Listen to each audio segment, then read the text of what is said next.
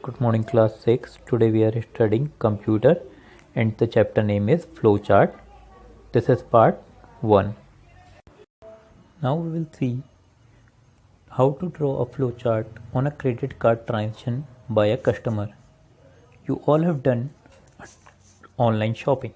So how you pay the bill and how it is stored in the server.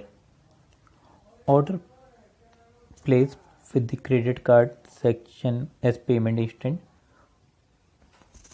That means that customer has bought the product and has selected the type of mode as credit card. Now the transaction start in order system, validated through verification by Visa. Suppose your credit card is of Visa company. You must remember that there are only few companies in India as well as world which deals with the card, like MasterCard, Mastro and Visa. Recently, few years back, an Indian company has also grown up which is known as RuPay. So here the Visa card company will verify your data, its IT system, credit card valid, it will check your dates, and then if date is valid, then it will go for fund availability.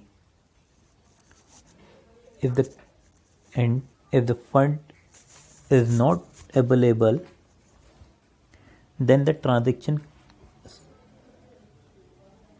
completed in order system. If the fund is available, then it will get completed. Now two things will happen. Firstly, the customer will receive an email.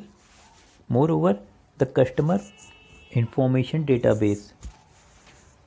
Two simultaneously things are going on. Firstly, the customer is getting the receipt as well as his information is getting stored in the database. You must have seen this thing. Whenever you have made first payment or first time you have bought any appliance from an online shopping, then after some time or after few weeks, if you again buy any application or any product from the same website, it generally do not ask much detail as and automatically produce your details. Why this thing happen? Because the first time when you have bought the product, it has stored your database and your information, and later on the transaction is inferred in log, then the entries are reconciled at the end of the month. That it will say that whatever your payment has been done, it will be shown. Here few things may occur. When your credit card is not valid, that means your credit card date has been expired, the customer must enter new payment method. Then you have to go for a new credit card or a debit card through debit card payment, or if fund is not available, then also you have to go again for your customer another payment method. So this way the whole flowchart of a credit card transaction has been shown.